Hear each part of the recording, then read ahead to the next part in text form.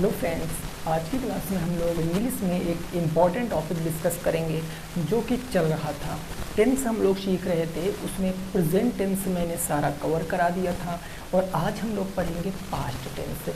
Past के चारों part यानी इंडेफिनिट, कॉन्टिन्यूअस, परफेक्ट और परफेक्ट कॉन्टिन्यूअस, इन चारों के बारे में हम जानकारी यहाँ पर लेंगे। एक चीज़ बिल्कुल शुरुआत में आपको मेंशन कर दूँ कि अगर आप पहले लिख लेते हो कि प्रॉपर इस टेंस की बात कर रहे हो तो दिमाग आपका उसी टेंस पे फिक्स हो जाता है और एग्ज़ाम में कभी ऐसा नहीं लिख कर आता है। एग्ज़ाम में आपको डायरेक्ट एक सेंटेंस दे देगा, अब आपको उसको पहचानना है सबसे पहले, फिर आपको सोचना कि इस टेंस की फिर पहुंचना हेल्पिंग वर्ब क्या लगेगी। तो ये सारी चीज़ें आपकी तभी आसानी से समझ आएंगी जब आप मिक्स सेंटेंसों की प्रैक्टिस करोगे और वो चीज़ें मैं आपको यहाँ पर कराने वाला हूँ। तो आइए फिर शुरुआत करते हैं, आप हमारे साथ बने रहना अंत तक। टेंस आपका बिल्कुल चुटकियों में सीख जाओगे, ये मैं गारंटी लेता हूँ। चलो आइए शुरुआत करते हैं। सबसे पहले हम देखेंगे पास्ट। ये पास्ट होता क्या है? पास्ट का मतलब होता है कि जो चीज़ें बीत चुकी हैं। जैसे मैं कह दूँ कि आप प्रेजेंट टेंस पढ़ चुके हो तो इसका मतलब क्या हुआ, आपने प्रेजेंट टेंस ख़त्म कर दिया, तो ये पास्ट की बात हो गई है। जैसे मैं आपसे कह दूं कि मैं सो रहा था तो इसका मतलब क्या है, मैं सो रहा था, मैं नाइट में सो रहा था, बट अभी को प्रेजेंट में मैं जग रहा हूँ, मैं खेल रहा हूँ, कुछ भी हो सकता है, डजंट मैटर। बट पास्ट की बात हम किस में बताएंगे, वो हम पास्ट टेंस में बताएंगे। अब हम सबसे पहले बात करते हैं कि पास्ट के अंतर्गत 4 पार्ट आते हैं, शुरुआत में ही बताया था। सबसे पहला जो इसका पास्ट आएगा वो आएगा पास्ट इंडेफिनिट टेंस। कौन सा आएगा? Past indefinite tense. अब पास्ट इंडेफिनिट का मतलब क्या होता है? इंडेफिनिट मैंने शुरुआत में ही बताया क्या होगा, वह अनिश्चित होगा जिसके बारे में कोई बात हमें पूर्णतः ना पता हो, यानी पास्ट की ऐसी कोई घटना जो अनिश्चित हो, जिसके बारे में पूर्व जानकारी ना हो, वो होगी पास्ट इंडेफिनिट टेंस की बातें।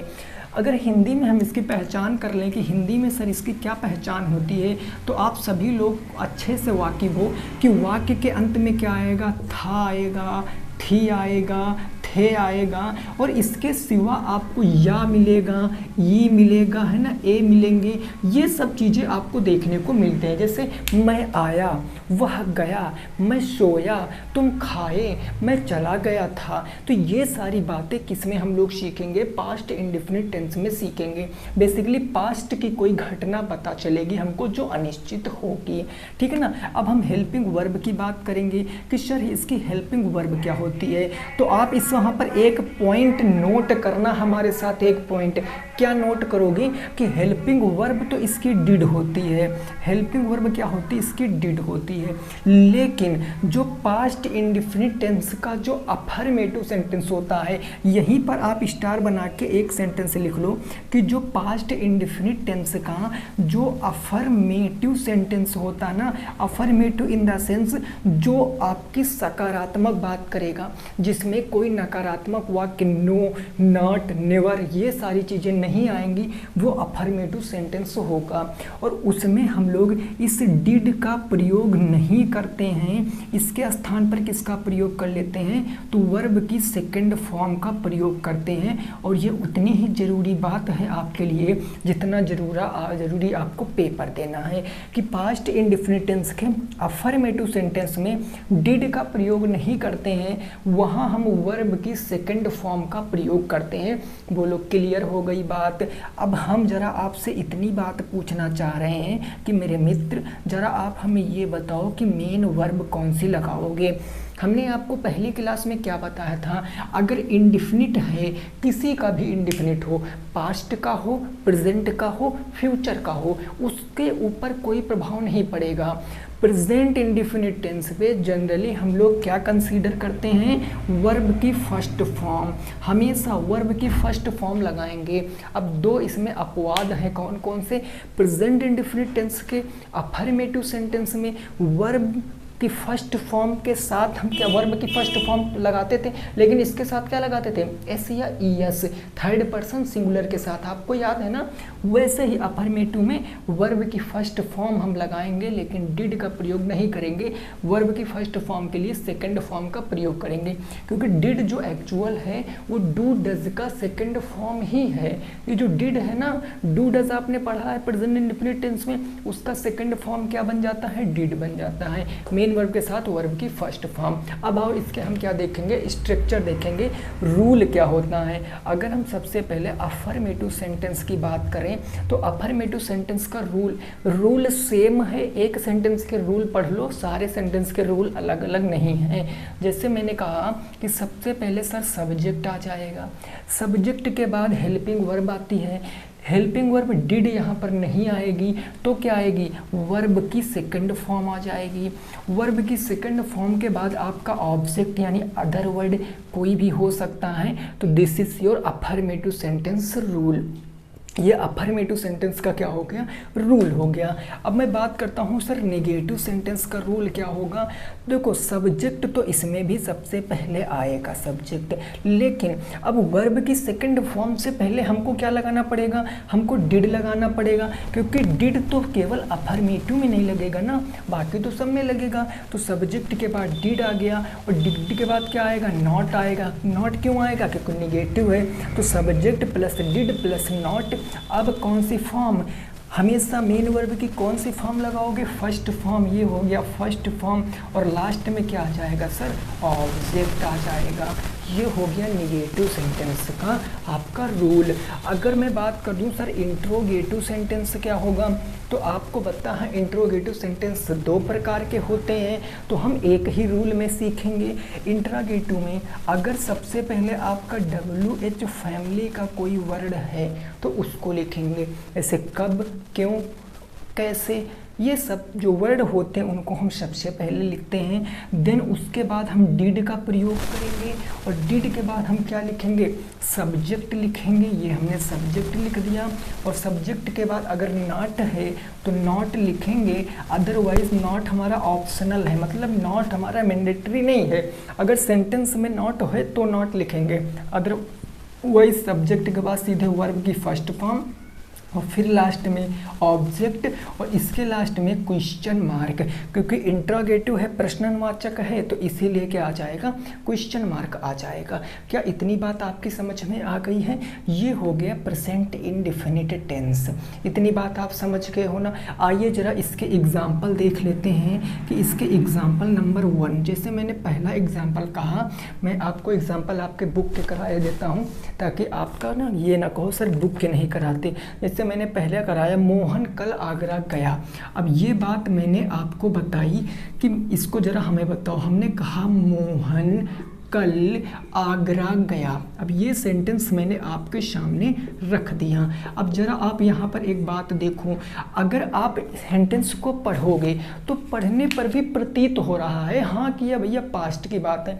मैंने आपसे पूछा यार मोहन कहाँ गया, आपको यार ऐसी बात है कि मोहन कल आगरा गया, मतलब वो कल आगरा गया ना, तो जब वो कल आगरा गया तो वो पास्ट की बात हो गई। लेकिन क्या हमको पता था, नहीं पता था, अनिश्चित था ना, तो इसीलिए अनिश्चित काल की बात हो गई, मतलब इंडेफिनिट की बात हो गई। और ये आएगा पास्ट में, क्योंकि लास्ट में भी देख सकते हो या ये मैंने सब लिख रखा है। तो इसको कैसे बनाएंगे, अब आपको चीज़ें जो बता रहा हूँ वो समझो, ये आपको इन फ्यूचर काफ़ी सारी हेल्प करेंगी। जो काम करता है, यहाँ काम कौन कर रहा है, मोहन आगरा जाने का काम कर रहा, तो ये हो जाएगा सर सब्जेक्ट। और मोहन क्या कर रहा, गया, गया का मतलब जाना, और जाना एक प्रकार की एक्शन है, क्रिया है, तो ये गया जो हो गया ये आपका मेन वर्ब हो गया सर। और कहाँ गया, आगरा गया, तो ये जो आपका आगरा हो गया ये आपका ऑब्जेक्ट हो गया। बच्चा आपका कल, और कल ये आपका अदर वर्ड हो गया। सारी चीज़ें हमने लिख लिया, सीक्वेंस में बनाना है। सबसे पहले मोहन, मोहन इंग्लिश तो मोहन ही रहेगी, तो हमने लिख दिया मोहन। अब ये इंडेफिनिट है, मतलब डिड नहीं आएगा तो गो। अब देखो गो की फर्स्ट फॉर्म होती है गो, सेकंड फॉर्म होती है went and the third form जो होती है वो होती है गान। फर्स्ट तो लगेगा नहीं क्योंकि ये इंडेफिनिट का अफर्मेटिव, सेकंड है वेंट तो हम लिखेंगे वेंट यानी मोहन वेंट। और कहाँ? आगरा, तो Mohan went to Agra, Mohan went to Agra. और कब गया? यस्टरडे, तो हम यहाँ क्या लिख देंगे? यस्टरडे लिख देंगे। लो बन गया सेंटेंस। क्या बना? Mohan went to Agra yesterday, Mohan कल आगरा गया। क्या चीज़ें समझ में आ गई? दूसरा एग्जाम्पल देखते हैं, ट्राई करना मेरे दोस्त। दूसरा एग्जाम्पल मैंने दिया कि उसने अपने पिता को पत्र लिखा, जरा करने की कोशिश करो। हमने कहा उसने अपने पिता को पत्र लिखा, अपने पिता को पत्र लिखा। अब भाई उसकी कोई ज़रूरत रही होगी ना, तो उसने अपने पिता को पत्र लिख दिया कि पिताजी ऐसी ऐसी बात है, ये बात है, आप हमें इसका सॉल्यूशन बताओ। तो ठीक है जी, किसने उस अपने पिताजी को पत्र लिखा, जरा बताओ? उसने। अब उसने पत्र लिखा है, अब लिखा का मतलब ये जो उसने है ना, अब देखो मैं इस उसने को दो चीज़ों में प्रयोग किया जाता है। जैसे मैं कहूँ उसने बहुत अच्छा नृत्य किया, अब उसने का मतलब क्या हो गया? उसने इन द सेंस मेल, तो उसने यहाँ पर किसका प्रयोग करेगा? मेल का प्रयोग। तो इसीलिए यहाँ पर उसने जो है ना ये शब्द, ये क्या हो जाएगा? सब्जेक्ट। वो भी कैसा सब्जेक्ट? एक मेल सब्जेक्ट। उसने के लिए हम ही का प्रयोग करेंगे। उसने सब्जेक्ट क्या किया? पत्र लिखा, तो लिखा हमारा क्या हो जाएगा? मेन वर्ब हो गया लिखा। और क्या लिखा? पत्र लिखा, तो पत्र हमारा क्या हो जाएगा? ऑब्जेक्ट हो जाएगा। और ये बचा अपने पिता को, तो अपने पिता को ये अदर वर्ड हो जाएगा। अब बना देते हैं सर इसको, आइए सर इसको बनाते हैं। कैप कहाँ गिर गया? इसको बनाते हैं। उसने की इंग्लिश हम क्या लिखेंगे? ही, तो हम लिखेंगे ही। अब लिखने की राइट होती है इंग्लिश, लिखने की जो मेन वर्ड की फर्स्ट फॉर्म होती है वो राइट होती है, लेकिन सेकंड फॉर्म रॉट हो जाएगी। तो हम क्या कहेंगे? ही रॉट। और क्या? लेटर, पत्र लिखा ना, ही रॉट। और क्या wrote? Letter, he wrote a letter. और किसको? अपने पिताजी को। तो ये को, अब को की इंग्लिश क्या होती है? टू, तो हो जाएगा टू किसको? His father. लो बन गया बिल्कुल correct sentence. He subject, wrote main verb, a letter object, to preposition है। बताऊंगा टू का प्रयोग कहाँ होता है? को के सेंस में होता है, तो टू प्रीपोजिशन में बताऊंगा। फिर हिज फादर, अपने पिता को, उसने अपने पिता को पत्र लिखा। बोलो बात क्लियर समझ में आ गई है? उम्मीद करते हैं। तो ये पास्ट इंडेफिनिट टेंस है। अभी मैं लास्ट में आपको मिक्स एग्जाम्पल भी कराऊंगा, अभी को आप ओवरव्यू ले सकते हो। This is your past indefinite tense, ठीक है ना? चलिए जी, अब हम बात करते हैं पास्ट कंटीन्यूअस टेंस की, कि पास्ट कंटीन्यूअस टेंस में क्या क्या सीक्वेंस होता है, उसको भी हम समझने की कोशिश करते हैं। बहुत आसान है टेंस को सीखना, बस ये आपके डेडिकेशन पर निर्भर करता है। देखिए पहले मैं भी इंग्लिश से बहुत डरता था, अभी आज भी डरता हूँ। मुझे कंपटीशन की इंग्लिश बहुत कम ही आती है, क्योंकि कंपटीशन में सारी चीज़ें लॉन्ग हो जाती हैं, ठीक है ना? तो आपको प्रैक्टिस करना पड़ेगा। अब हम बात करेंगे सर इंडिफिनिट हो गया ना, अब हम बात करेंगे कॉन्टीन्यूअस की। किसकी बात करेंगे? कॉन्टीन्यूअस टेंस की, कि इसका कॉन्टीन्यूअस क्या होगा? पास्ट का। अब देखो प्रेजेंट में क्या था? रहा है, रही है, रहे थे। यानी प्रेजेंट में कोई बात अगर हो रही है तो हम उसको क्या कहेंगे? तुम मूवी देख रहे हो, तुम सो रहे हो, तुम क्रिकेट खेल रहे हो, तुम इंडिया पाकिस्तान का मैच देख रहे थे। हमने ये बात कह दिया कि तुम कल इंडिया पाकिस्तान का मैच देख रहे थे, मतलब ये कल की बात है। सर जिस समय आप कह रहे हो ना उस समय मैं कल मैच देख रहा था, तो लास्ट में क्या आया? रहा था, रही थी, रहे थे। मतलब अगर मैं बात करूं इसकी पहचान की तो वाक्य के अंत में क्या आएगा? रहा था, रही थी, रहे थे। ये सारी बातें कहाँ आएंगी? लास्ट में आएंगी वाक्य के। और चीज़ अगर इंग्लिश में सेंटेंस पढ़ने को कह दिया जाए पहचानने को, तो याद रखना ये कॉन्टीन्यूअस है और कॉन्टीन्यूअस में हमेशा आपको आईएनजी फॉर्म लगी मिल जाएगी। अगर आईएनजी फॉर्म लगा है तो ये आपका क्या बन जाएगा, कॉन्टीन्यूअस बन जाएगा। डिपेंड करेगा टाइम के ऊपर, प्रेजेंट है तो प्रेजेंट कॉन्टीन्यूअस, पास्ट है तो पास्ट कॉन्टीन्यूअस। पहचान हो गई सर। अब बात करेंगे हेल्पिंग वर्ब की कि हेल्पिंग वर्ब क्या होती है, तो ज़रा आप चीज़ों को समझो। हमने कहा कि प्रेजेंट की थी इज़ एम आर और यहाँ क्या बन जाएगी, वाज या वर, ये बन जाएगी वाज या वर।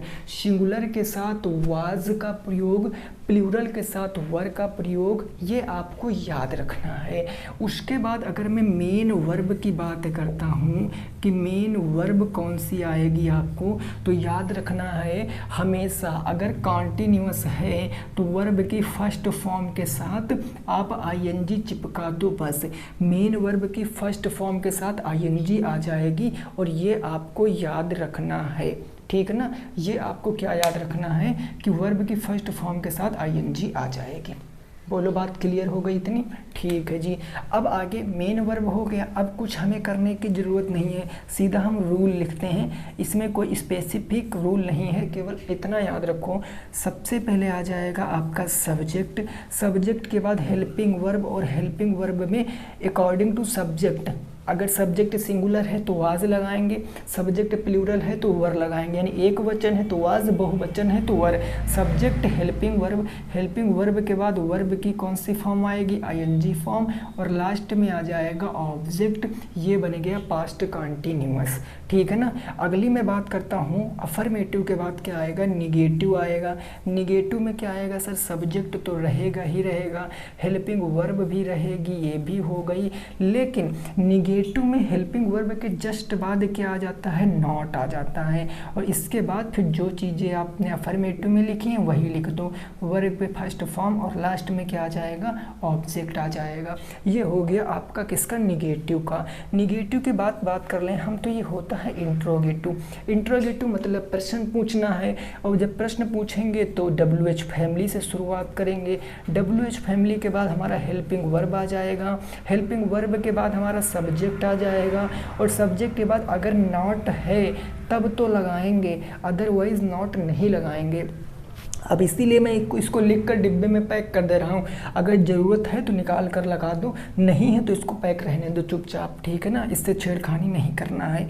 फिर आपकी वर्ब की फर्स्ट फॉर्म के साथ आईएनजी लगा दोगे, और फिर इसके बाद आप ऑब्जेक्ट लगाओगे, और ऑब्जेक्ट के बाद अब आपको क्या लगाना पड़ेगा, लास्ट में आ जाओ क्वेश्चन मार्क लगा दो। क्यों लगा दो क्वेश्चन मार्क सर, क्योंकि यहाँ पर ये इंट्रोगेटिव सेंटेंस है। क्या बात समझ में आ गई है, बोलो जी। आइए एग्जाम्पल देख लेते हैं। जैसे पहला एग्जाम्पल मैंने पहला एग्जाम्पल कहा कि मैंने कहा वह किताब पढ़ रही थी, मैंने कहा वह किताब पढ़ रही थी। अब आप देखो, वह किताब पढ़ रही थी मतलब सर कोई पास्ट की बात आ गई, रहा थी, रही थी, रहे थे, पास्ट की बात आ गई। अब पहचानो सब्जेक्ट क्या, कौन पढ़ रहा था, वह, तो वह हो गया सब्जेक्ट। क्या पढ़ रही थी, किताब, तो ये हो गया ऑब्जेक्ट, है ना। किताब पढ़ रही थी, और पढ़ना मेन वर्ब है तो ये हो गया मेन वर्ब। बना दीजिए सर छोटा सा सेंटेंस है। रही थी मतलब वह क्या है, सिंगुलर है, रहा होता तो प्लूरल हो जाओ, सॉरी ये जो सी है ना मतलब फीमेल को प्रदर्शित कर रहा है, तो इसीलिए हमने सी लिखा। अभी हम इसे कह देते हैं कि वह पढ़ रहा था किताब, तो इसका मतलब वो मेल है। अब मेल फीमेल आपको पढ़कर तो समझ में आ ही जाएगा कि मेल क्या है, फीमेल क्या है, तो ये हो गया सी। सी एक सिंगुलर है, इसीलिए क्या लगाएंगे, वाज लगाएंगे। सी वाज, पढ़ रही थी, पढ़ने की होती है रीड, आईएनजी लगा देंगे, हो जाएगा रीडिंग। सी वाज रीडिंग, और क्या reading, book, reading a book बन जाएगा। She was reading a book.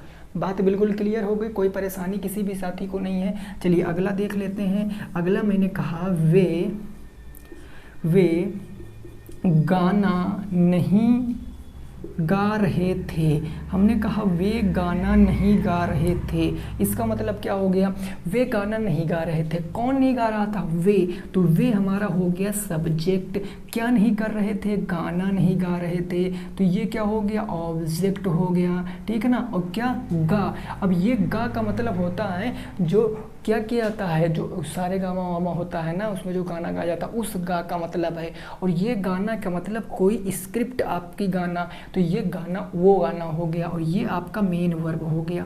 ये निगेटिव है तो बना देंगे। सबसे पहले वे की इंग्लिश क्या होती है, दे। अब दे क्या है आपका, एक प्लूरल है। जब प्लूरल है तो वर को कंसीडर करेंगे, हम वर लगाएंगे, तो ये हो गया दे वर। फिर नॉट, क्योंकि निगेटिव है तो नॉट हो गया, दे वर नॉट। और क्या कर रहे थे, गाने की होती है सिंग, और ING लगा दोगे हो जाएगा सिंगिंग, और क्या अ सॉन्ग बन गया। They were not singing a song, वे गाना नहीं गा रहे थे। बात बिल्कुल क्लियर हो गई सर। चलिए तीसरा देख लेते हैं। तीसरा जैसे मैंने कहा, क्या राम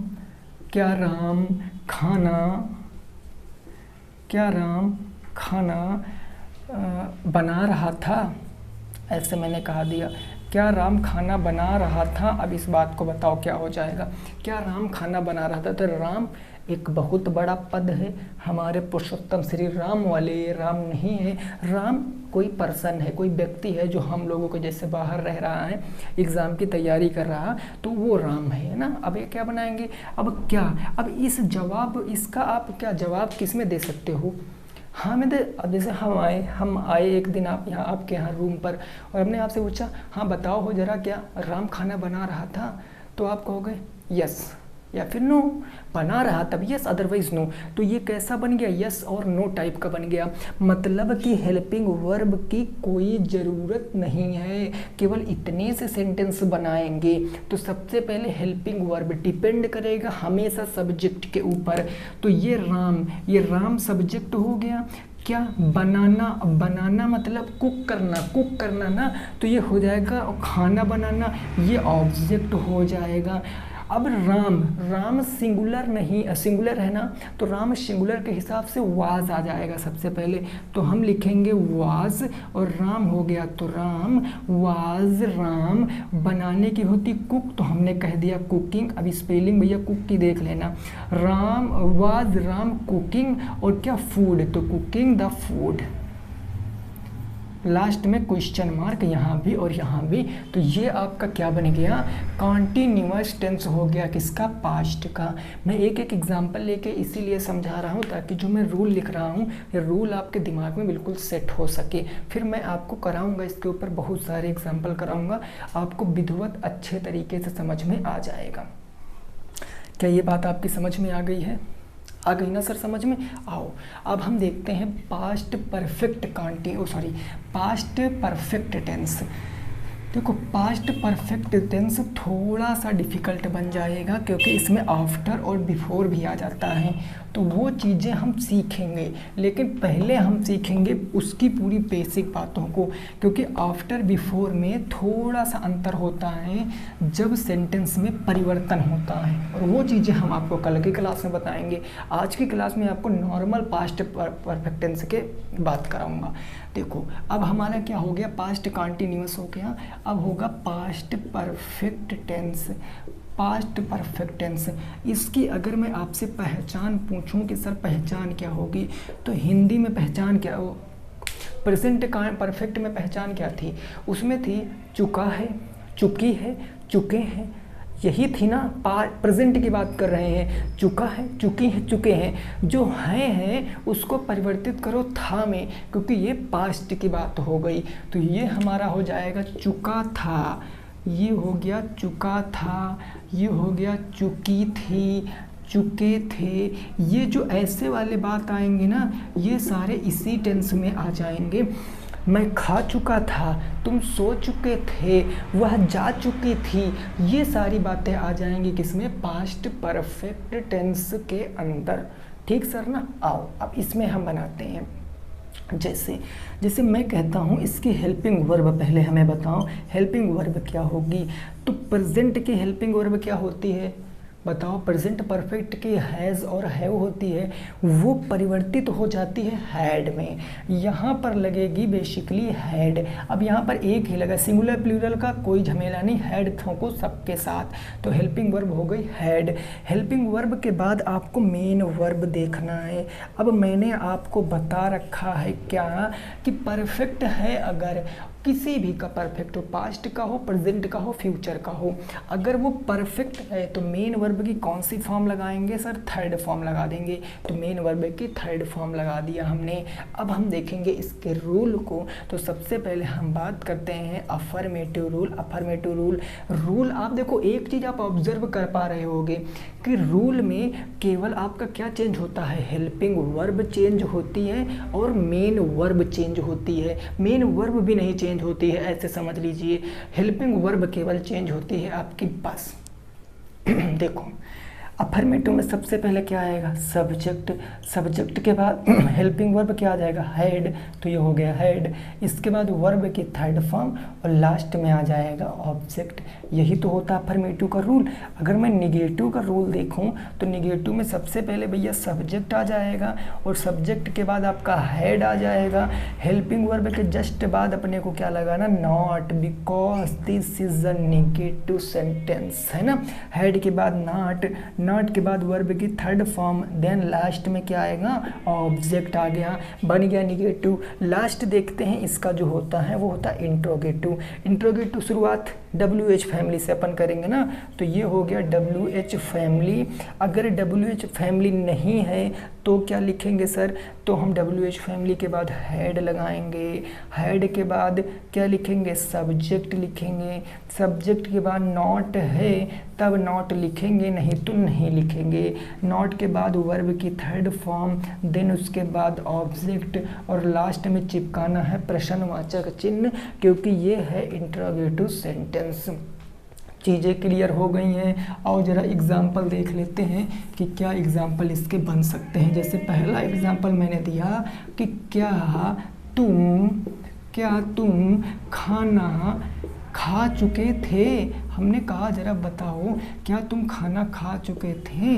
अब आप बताओगे यार पेट में दर्द था, कहाँ खा चुके थे। ये सब कहानी थोड़ी नहीं बताओगे, आप सीधे एक शब्द में कहोगे हाँ या फिर कहोगे ना। तो ये हो गया क्या तुम खाना खा चुके थे, मतलब ये सिंपल इंट्रोगेटिव हो गया। ये डबल इंट्रोगेटिव नहीं, सिंपल, मतलब हम यस या नो में दे सकते हैं उत्तर। अब आओ इसका बना देते हैं। सब्जेक्ट क्या है? तुम, क्योंकि खाना तुम खा चुके थे ना।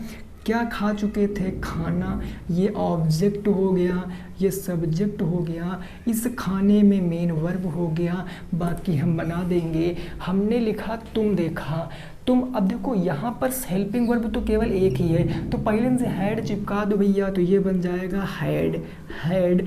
तुम की इंग्लिश यू, क्योंकि हमने यहाँ पर WH फैमिली का प्रयोग क्यों नहीं किया? क्योंकि इसका आंसर हम यस या नो में दे सकते थे।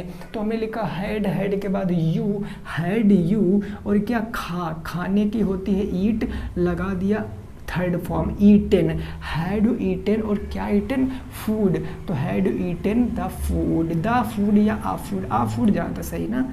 चलो क्लियर। और लास्ट में हमने क्या लगा दिया? क्वेश्चन मार्क लगा दिया। बात बिल्कुल क्लियर हो गई, कोई दिक्कत नहीं है, चीज़ें बिल्कुल सही हैं, समझ में आ रही हैं। अगला देखो एग्जाम्पल नंबर मैंने 2 कहा। एग्जाम्पल नंबर 2 हमने ये कहा कि मैं तुम्हें पढ़ा चुका था।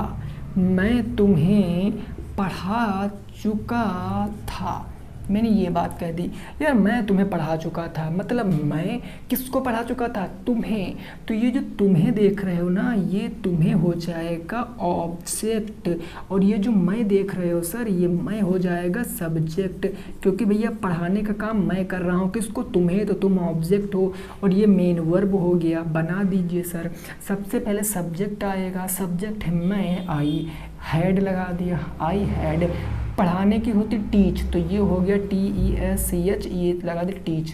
टीचड होता है ना भाई, टीच, आई हैड टीचड, है ना। ये देख लेना भाई, टीच की थर्ड फॉर्म क्या होती है, मेरी समझ से तो यही होती है, I had teached you, I had teach you. ठीक है ना। देख लीजिए, ये थोड़ा सा ना देख लेना आप लोग, नहीं तो गलत हो जाएगा। मैंने बोल दिया, आप लोग देख लीजिए, ठीक है ना। आई हैड टीच यू, मेरी समझ से टीच यू ही होता है, बट कोई नहीं, आप देख लेना, मैंने इसको बता दिया। तो ये आपको याद रखना है कौन सा टेंस है, पास्ट परफेक्ट टेंस। ये हो गया पास्ट परफेक्ट टेंस। चीज़ें बिल्कुल क्लियर हैं। नेक्स्ट आगे को बढ़ते हैं। अब पास्ट का लास्ट देखेंगे, पास्ट परफेक्ट कॉन्टिन्यूअस टेंस कौन सा होगा sir? Past perfect continuous tense, है ना।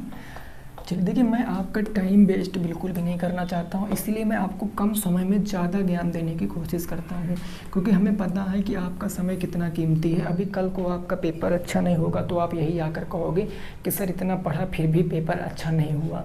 तो आप कम समय में कंसेप्ट क्लियर करो, प्रैक्टिस आप जितना कर सको उतना करो। एक बार आप हमारे कहने से प्रैक्टिस करना स्टार्ट कर दीजिए, एग्ज़ाम तक आप 1-1 घंटे प्रैक्टिस कर लिए ना, कोई ऐसा आपका क्वेश्चन नहीं होगा जो आप कर नहीं पाओगे, सब क्वेश्चन करोगे।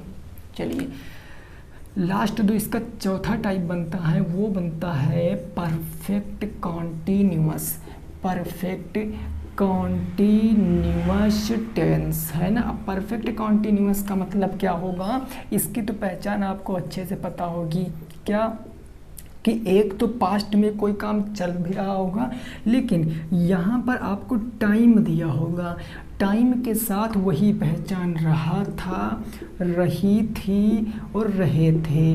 टाइम के साथ रहा था, रही थी और रहे थे, ये आदि शब्द आते हैं। टाइम आपको पता है, तुम 2 बजे से पढ़ रहे थे, पापा 8 बजे से खेतों में काम कर रहे थे, ये सारी बातें आपको इसी टेंस में देखने को मिलेंगी।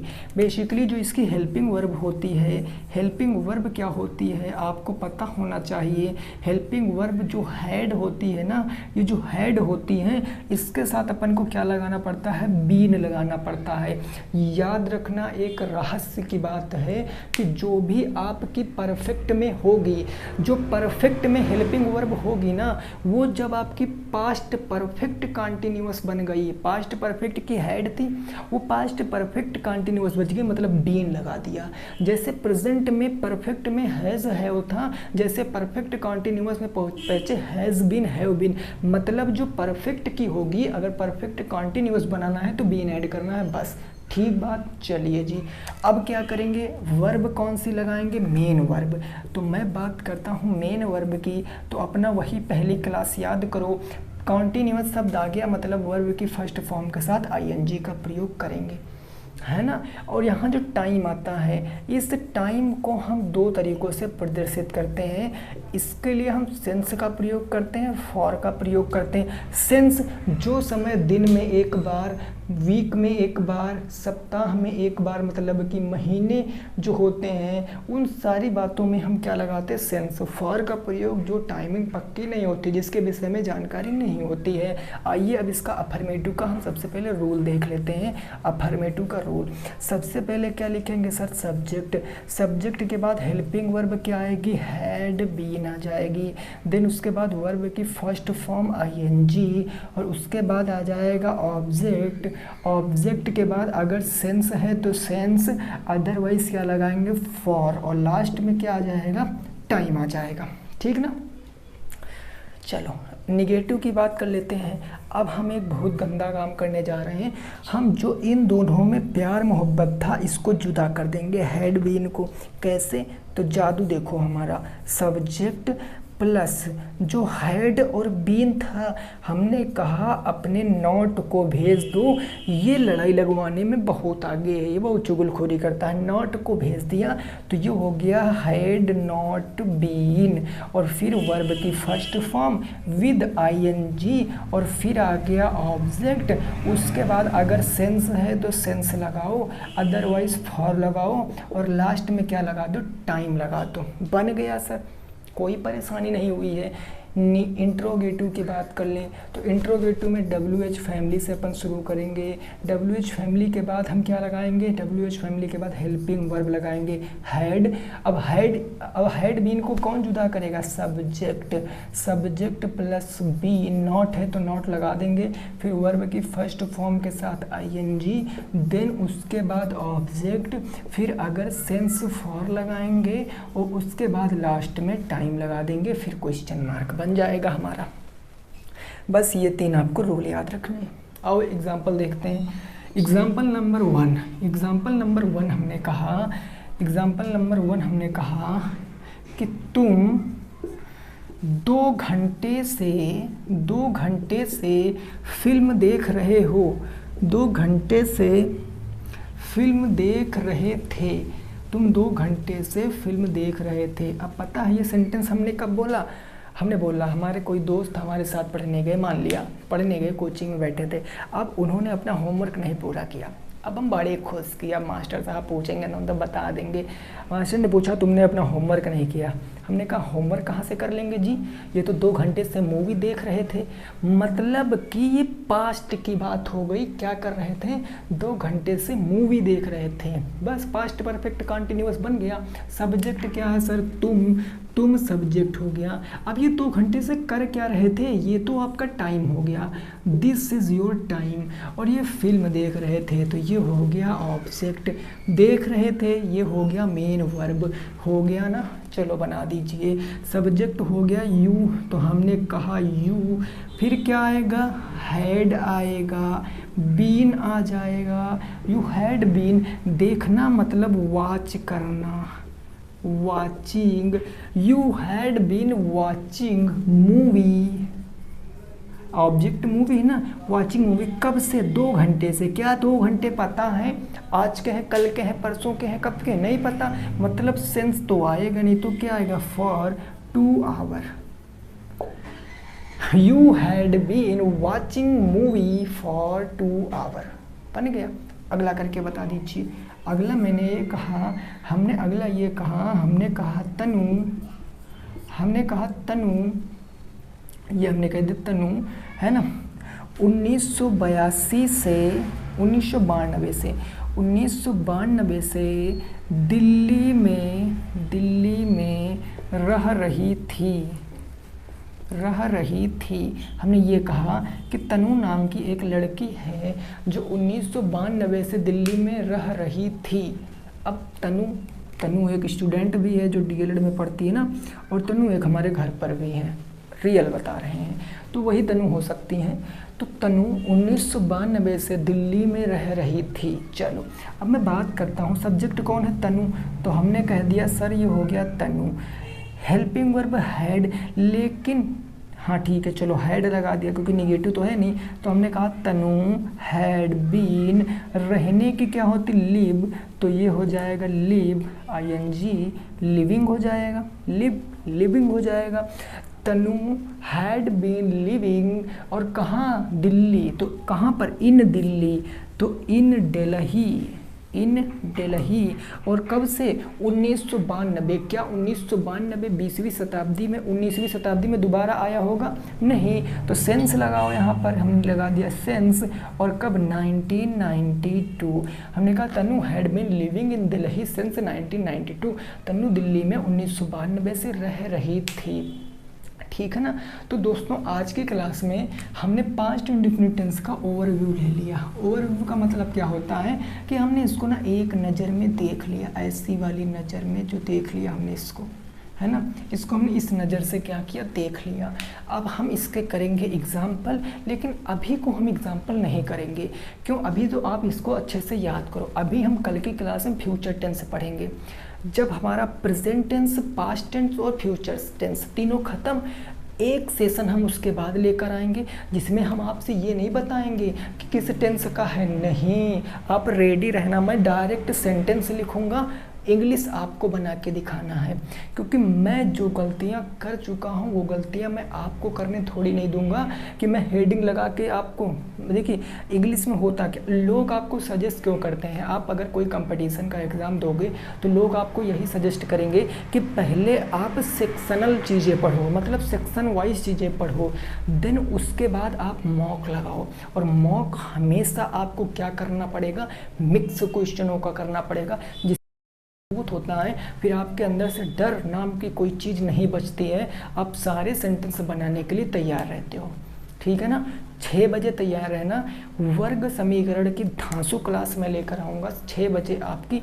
अभी 6 बजे चल जाएगी क्लास, तो दिक्कत मत लेना। वो चैप्टर बहुत ज़रूरी है भाई साहब, उसको देखना आपको ज़रूर है। पहली क्लास है क्योंकि हमने 5-4 से क्लासों में ट्रिग्नोमेट्री पूरी ख़त्म कर दी। ठीक है ना। चलो, तो क्लास कैसी लगी ज़रूर बताना। मिलेंगे आपसे नेक्स्ट क्लास में। जय हिंद, जय भारत और वंदे मातरम।